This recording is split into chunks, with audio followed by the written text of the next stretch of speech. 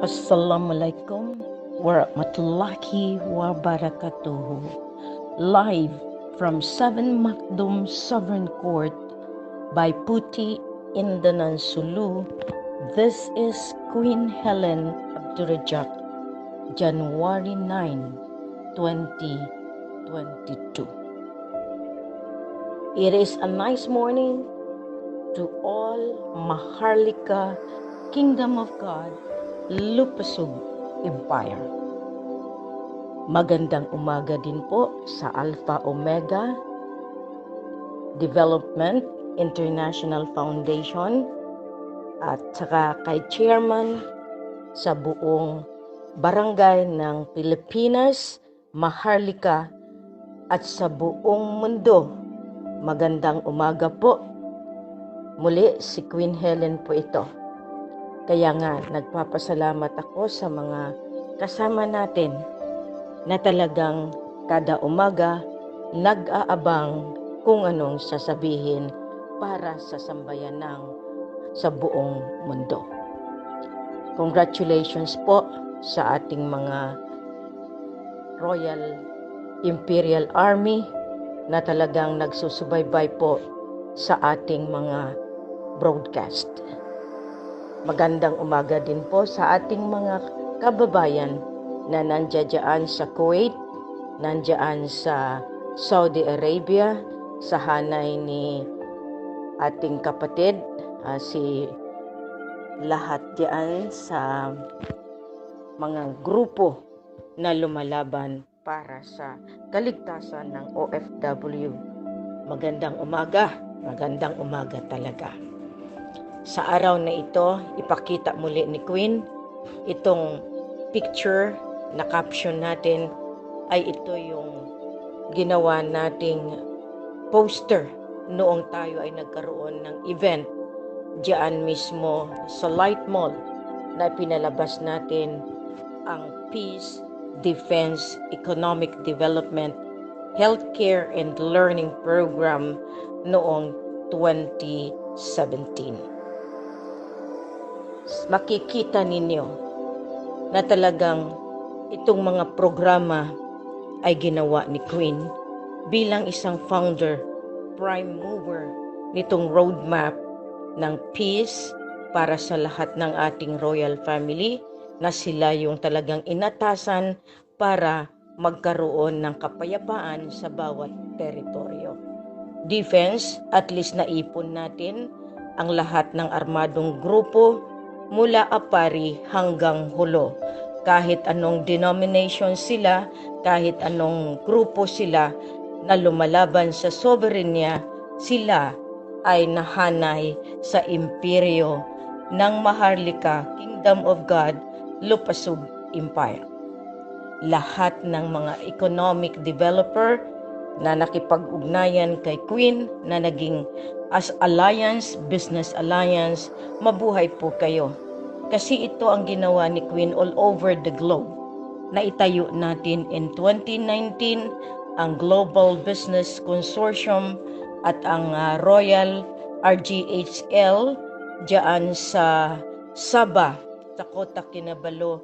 Dalawang malaking organization po iyan, rehistrado po iyan sa gobyerno ng Sabah, Malaysia. Iyan ang sinasabi ko sa inyo, malaki ang nagiging programa dahil dito sa Pilipinas ay narehistro natin ang Imperial Federation of Farmers and Fishermen na merong 28 association underneath. Kahit sila ay natutulog, sila ay nahanay sa ating programa sa ekonomiya. Plus, noong 2010, meron na tayong 3,000 cooperatives. Sila ay nag-aantabay at sa ngayon, nakipag-alyansa tayo sa lahat ng kooperatiba na ginawa ng gobyerno, aliado sila sa government ng Pilipinas. Congratulations po dahil napakalaki ng ating ginagalawan pagdating sa kapayapaan at kaunlaran ng sambayanang Maharlika. Hindi ito ginawa para sa amin lamang, ni Radya Mamay. Ginawa namin ito para sa inyo lahat. Kaya nga, pag sinabing healthcare, iyan na yung ginawa natin na depensa noon pa 2010 dahil na-project ko na ito na magkakaroon ng severe crisis. Learning program. Alam natin na kahit anong gawin nila, kung ayaw ninyong magpaturok dahil babaguhin din natin ang educational learning system. Makikita ninyo, nagiba ang buong sistema ng buong mundo dahil mas marami na ngayon gugustuhin manatili sa bahay para hindi maturukan dahil naging mandatory sa ating mga eskwelahan na hindi naman dapat. Sumusunod sila sa maling sistema dahil inutos kuno ng Malacanang, subalit hindi nila alam mula noong 2010 nakagawa na ako ng panangga para sa gagawin nila ngayon. Renewable energy. Yan ay isang pundasyon para makita ninyo that behind that isang oil, gas, deuterium ng buong kapuluan ng imperyo ng Lupasug. Mula Apari hanggang Hulo, tayo ay nakahiga sa yaman ng ginto, sa yaman ng lahat ng minerals. Lahat iyan na iniwan ng ating lolo, iyan na yung tinatawag natin ang soberenya ng Diyos Ama, ng punong-puno ng kayamanan para sa atin lahat at hindi lamang sa ating mga royalties kundi para serbiduhan na ang buong mundo. Imagine ninyo, 2010 pa, nagiging roadmap na ito ni King and Queen. Peace, defense, economic development, healthcare and learning program, at ang pinakapusod ng source ng lahat ng oil and gas sa buong mundo, ang Ligwasan Mars. Kaya nga, yan ang puno ng claim ng revolutionary government, ng revolusyon kasama na si Miswari, si Murad, dahil alam naman natin na hindi na nila mapresenta ang original na mga tao. Kung merong ganyan, meron na ring digong-digong, kaya nga sabi ko sa inyo, ang hiwaga, ang misteryo ng soberenya ng Diyos Ama, kahit sila ay uupo diyan, sila ay uukilkilin pa rin dahil ang kasinungalingan ay kasinungalingan at ang katotohanan ay katotohanan. Hindi nila kailanman matatago ang kasinungalingan. The roadmap at ang pinakamagandang binigay ng Diyos Ama sa akin noong 2010 nung ginawa ko itong skeletal framework ay ang resolution ng global crisis na pinansyal, ang health at ang climate change. Tatak na tatak po yan, lalo na yung libro na binigay sa Senado, sa Kongreso, sa DFA, tinatakan niyo po yan, 476 po yan, pero yan ay skeletal. Ibig sabihin, only with intellectual capacity can understand the meaning of that documentary book. Biro mo ang tataas ng kalibre ng utak, sasabihin pa, anong gawin namin dyan? Dahil hindi sila angkop ng katalinuhan ng binigay ng Diyos Ama. Madali silang magsabi, walang kwenta, pero ang hindi nila alam, skeletal documentary. Bakit napudpod iyan doon sa special office ni Lola Dear, ni Congresswoman Josephine Dominguez, ang siyang tumulong sa amin ni Radya Mamay. Subalit yung libro na hinawakan niya napudpod dahil doon nag-derive ang mga kongresista para sa suporta nila sa Bangsamoro Basic Law. Ginawa ninyong basihan ang ginawa ni King and Queen. Ginawa ninyong reference para kayo ay makatayo sa maling programa na ginagampanan ninyo. Ibig sabihin, nakita nyo na 2010 pa, nagbulag-bulagan kayo, ayaw ninyong tanggapin. Dito sa Hulo, pabalik-balik na kami mula 2010, kaya nga, ang aking address sa buong mundo ay Bay Puti, Indanan Sulu, dahil diyan ko isinorender sa mga lolo sa 7 Macdom ang programa ng Peace, Defense, Economic Development, Healthcare and Learning Program, and Renewable Energy. Ibig sabihin, ang titulo ng Islas Pilipinas, ng Royal Government of England, ng Philippine Islands, iyan ang sabihin ko sa inyo na iyan ay naibawi na at ibinigay na sa kamay ng ating mga lolo at pababa sa ating bagong administrador ngayon, walang iba kundi si King and Queen ng Maharlika Kingdom of God, Lopasug Empire. Makinig po kayo mga suportado ng Bangsamoro. Kahit anong gawin ninyo, sinabi ko nga, magpaipit na kayo ng pison. Ang Bangsamoro is a claim. Okay, sabihin na ninyo, yan ang karapat-dapat, hindi ang Maharlika. Paano ninyo mabawi ang sovereign niya? Paano ninyo mabawi ang titulo sa Pilipinas? O kaya mula pa nung Espanyol, papunta sa British North Borneo at sa mga agrimento ng Mafilindo.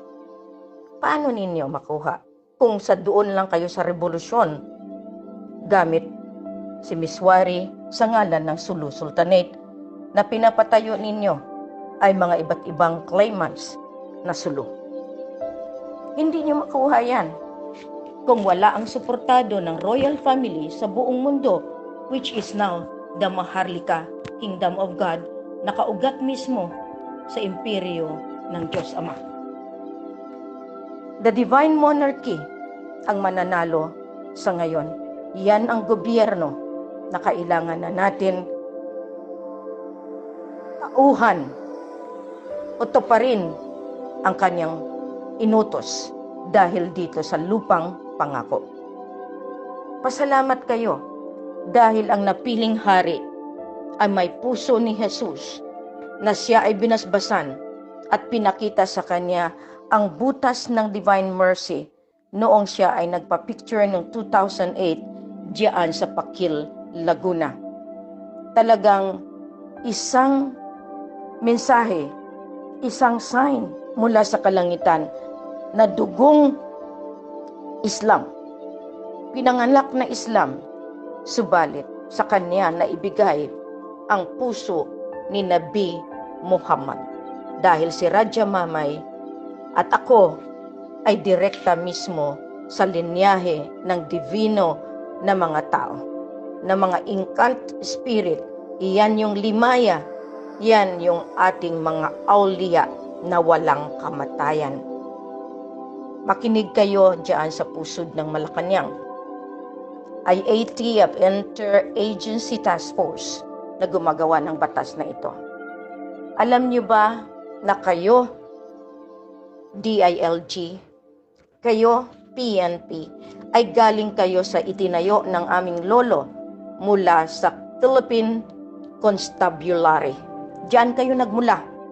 Iyan ang vanguard ng Sultan of Sulu. Yan ang ginawa ng mga lolo. Kayo ngayon ay binigyan ng otoridad dahil sa authority, dahil sa power ng Sultan of Sulu and North Borneo. Dahil siya ang source. Ito ang power para gampanan kayo at binigyan kayo ng otoridad buong mundo. Ano iyan? Dahil ang source of origin ay mula sa Sultan of Sulu na yan ay gabay ng mga aulia, yung 7 katauhan ng mga lolo, the 7 Macdom. Kaya nga nung naitayo na ang Sovereign Court mismo, naging matapang, naging masigasig si Queen sa pagbawi ng lahat ng kayamanan ng buong mundo para isuli dito sa source of origin na yan ang gumaganap ngayon, na ang gumagalaw ngayon ay ang mga inutusan ng mga lolo sa buong mundo. Hindi ito gawa ni Queen, kundi utos ng Diyos Ama, at marami na ang gumagalaw sa iba't ibang dako ng mundo dahil dito sa dalawang hanay na lamang. Para maintindihan ninyo, ang vaccinated, doon kayo sa kabilang daan. Ang hindi na bakunahan, dito kayo sa akin. 200 na lang, dalawang tinatawag na pagpipilian. You go to what your program is, vaccination, in the program of the government, na iyan ay papalitan ng non-vaccinated, na iyan mismo ang tinatayuan ni King and Queen. Mamili na po kayo dahil ang pera ng mga lolo ay inilaan po iyan para sa buong sambayanan ng Maharlika Kingdom of God, Lupasug Empire, na hindi lamang sa Luzon, Visayas, Mindanao, Sulu, Palawan, Sabah, Sarawak, Kalimantan, Bulungan, kundi ito na ang siyang magbibigay ng hustisya, ng katarungan sa buong mundo. World Court, nandito na sa Indanan, Sulu. Makinig kayong mabuti, kayong mga Muslim na kasama ng Bangsamoro na nagpakakalat na kami ay aaristuhin ng Malaysia. Maling-mali po kayo. Kayo ang minarkahan ko kasi kayo ang huhulihin ko. Bakit? Ang Malaysia ay may utang sa Sultan of Sulu and North Borneo. Yung utang na yan, pinalaki dahil tinulungan ng ating mga lolo para bigyan ng independent kayo para makatayo kayo as politika. Political government ended in September 16, 2013. Kaya nga nagkandara pa kayo i-invade ang Sabah. Nagkandara pa kayo makipagprograma sa gobyerno ng Pilipinas sa Malacanang mismo sa Zamboanga standoff. Hindi kayo nakontento. Pumunta kayo, sinakripisyo nyo ang 17 sapmen. Hindi pa rin kayo nakontento. Si Aquino sa Sabah standoff, sa Zamboanga standoff, sa Ligwasan Mars, at isa pa, nung pinadala nyo dito, nung inimbita ninyo ang Santo Papa, si Pope Francis, para doon mag-bless-bless dahil sa Yolanda, doon sa Leyte, sa Samar. Alam nyo ba that behind that, magpapabasbas na kayo para sa inyong Bangsamoro basic law para tumayo na kayo. Subalit hindi kayo pinayagan ng Diyos Ama. Ako po yung humudyat para humingi ng saklolo sa kalangitan para bagyuhin kayo. Ako po yan, may witness po yan, na sumigaw ako doon sa veranda sa Asur. Hiniling ko sa kalangitan na ibigay yung karapat-dapat para makauwi ang Santo Papa dahil alam ko meron kayong programa na saktan siya para magkaroon ng gyera ang buong mundo. Si Queen ang sumangga, si King ang aking pader, para hingin sa mga lolo na dapat hindi kayo magtagumpay sa inyong itim na balak. Saan ngayon ang 44 sapmen? Alam iyan ng programmer. There is a master puppet in doing all this, karumal-dumal ng pagplano ng pagpapatay. Sakripisyo ninyong maliliit na tao, lalo na yung mga walang edukasyon, walang mga hindi man lang sumulat ng kanilang pangalan at hindi man lang makapagsalita para depensahan kayo, depensahan ang ating pamilya. Kasi binayaran na. Alam niyo ba kung magkanong bayad doon sa Sabah standoff? 30,000 ringgit. Binigyan ng uniforme. Sa Balahad Dato, pinrumisahan na bibigyan ng kalupaan. Ang mga pobre, yung mga kausap ko na mga putol ang kamay, yung matatanda, tiningnan nila kung walang kwenta, yun ang binigyan ng pera ng kapatid ni Raja Mamay. Ang packager doon, mga grupo ni Alnas bin Abdul Gapar. Alam niyo may makapicture kayo. Kayo ang kausap mismo ng Prime Minister ni Najib. Kaya nga, sinong kausap dito ni Miss Wari? Si Aquino. Si Marojas nandiyan mismo during the Zamboanga standoff. Naririnig nila kung paano nila kinukulong yung mga babaeng asawa ng Iminilep. Nasa kulungan ako, nagbibisita.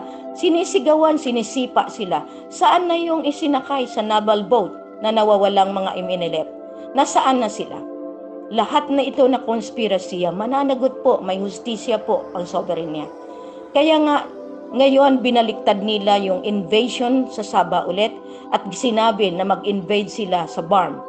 Muslim against Muslim, Iminilep against Imayelep, iisa lang pong likaw ng bituka yan dahil nagpagamit kayo sa programmer ng OPAP, ng Office of Presidential Advisor for Peace Process.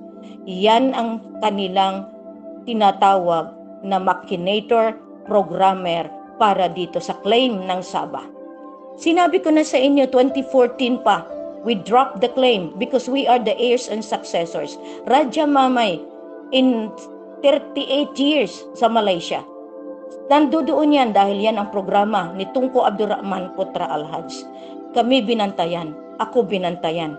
Nagpakalayo-layo ako para ayaw ko ito kasi alam ko pasakit, alam kong pupukulin ako, alam kong tatargetin below the belt ang moral, ang aking standing, no? Even my professional, biniblemis ninyo. Pero kaya nyo ba itong ginawa ni Queen mula 2010, doing the platform on how to resolve the global financial crisis, global climate change, at ang global health crisis.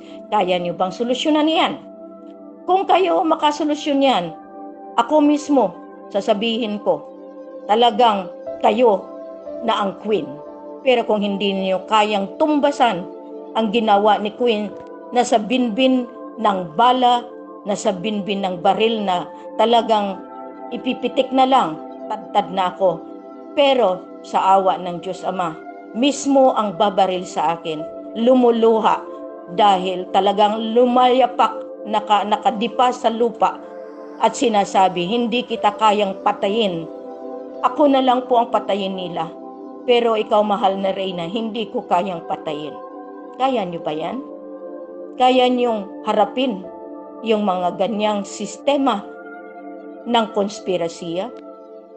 Kayong mga queen diyan na humahamak, hindi niyo pa rin alam kung sino si Queen Helen Abdurrahman. Isipin na ninyo ang isipin ninyo. Ngayon dumating na, di ba kayo lahat nahihirapan? Kayong taga-media, kayong mga artista na humamak sa akin sa harap ng entablado, kayong dyan si Anton Israel, yung nagpalaganap ng maling publicity, ngayon harapin nyo si Queen.